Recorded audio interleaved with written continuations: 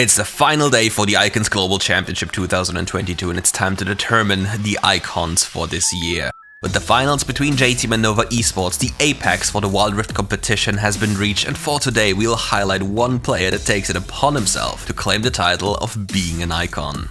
You're going to witness nian's Diana, and while doing so you'll learn the following: how to play lane as Diana, how to pilot Diana in a fight, how to itemize, and how to approach a fight.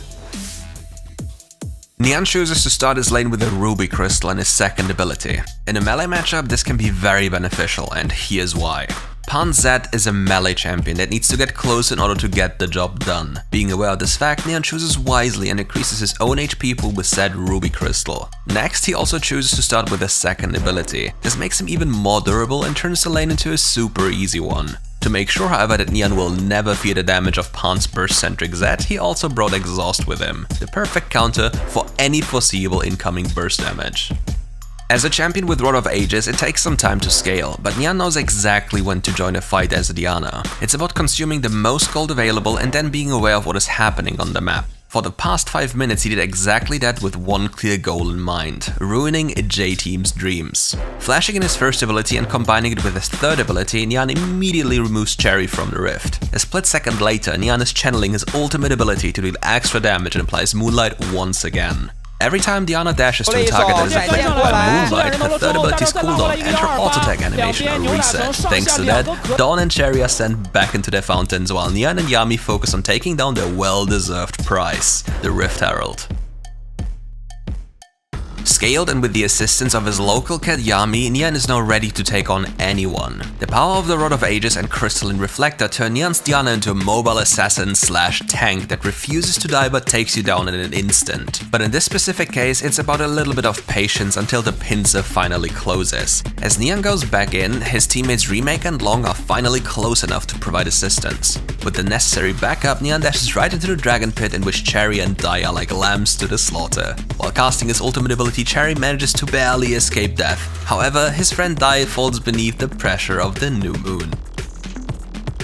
Now it's time to witness true mobility in action as Nian takes on Dai and Barry on his own. First he was hiding in a brush. The intention behind this was hoping that Dai and Barry use vital cooldowns to deal with the wave. With that happening, Nian now sees his chance to punish the lack of cooldowns. First, Nian uses his first ability to apply Moonlight to everything, including the minions. Next up, he dashes to a minion, goes for a brief trade with Dai, and immediately after changes his focus onto Barry. Within that skirmish, Barry uses the best tool against Diana, Exhaust. However, he is still caught within an ultimate ability which again applies Moonlight and grants Nian yet another gap closer. Nonetheless, Dai's cooldowns came up again, and that forced Nian to escape and turn golden in order to wait for Yeezy's Shen to finally make his appearance. Wherever you are, you're never alone with Shen on your team, and briefly after, Nian claims Dai's life with another Lunar Rush. As previously stated, Diana falls into the category of assassins, but with some extra tankiness. A typical trait of an assassin, however, is to wait patiently until an opportunity is spotted that changes the flow of everything. Notice how Nian is once again waiting in the wings, bobbing in and out of vision to just apply pressure for sheer existence, throwing in one crescent strike after another to poke and invoke fear into the hearts of JT. For some reason, JT doesn't respect this, and Pan, Barry and Cherry attempt to get too close to the already taken down Ocean Dragon. With the frontline finally split, Nian seizes the very opportunity and dashes right into Barry and Dai. Both of them have to immediately leave and use all spells available just to get out of Nian's Moonfall. Some people would say he missed, but in reality he removed two vital players from the fight while also splitting the enemy team apart just by the power of positioning. It almost looks like Nian is caught out of position, but he's more than ready for anything JT can throw into his direction. Let's take a brief look as to why that is the case. J-Team features primarily physical damage. As a consequence, Nian builds the following items that turn him into a behemoth: Rod of Ages, Crystalline Reflector, Rabadon Staff Cap, Warden's Mail, and Plated Steel Caps with a Stasis enchant. This makes him nearly unkillable, as you're about to witness yourself. Dawn protocols forward to catch Nian, but the shielding provided to Nian by Yeezy and himself is just too powerful. Nian is thrown around and put in a position from which he can flank J-Team.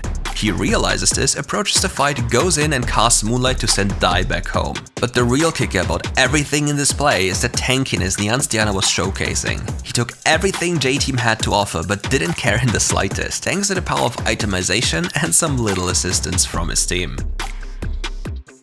Taking the Warden's Mail and completing Randone's Omen puts extra emphasis on what nian wants to do. He basically says, if you can't kill me fast enough, I will take you all down. All of you. And so nian dashes once again to minions afflicted by Moonlight as a proxy to then dash onto enemy champions. While J-Team is on the run, Nova turns to take down yet another inhibitor tower. But now nian wants to put everything on one card. He chooses to take on Barry, Cherry, Dawn and die in one attempt to end it all.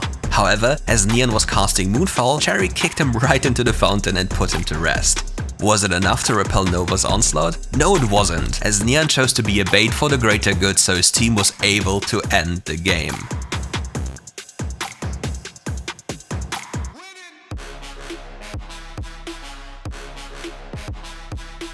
The game is over and the icons are about to be crowned, but just before we go over to that, we need to check out nian's stats. He finished the game with 64% KP while amassing 925 gold per minute to itemize perfectly against J-Team's high physical damage comp. And even though he went in headfirst many times, be it a flank or just solo into the entirety of J-Team, he still managed to end the game with a KDA of 8.5. Stats that are truly deserving for an icon. And with that, the Icons Global Championship 2022 concludes and Nova Esports have become the icons in Wild Rift. Do you want to see more Wild Rift videos like this? Then check out the following links and enjoy your stay. Perhaps we'll see each other soon again. Until then, stay wild.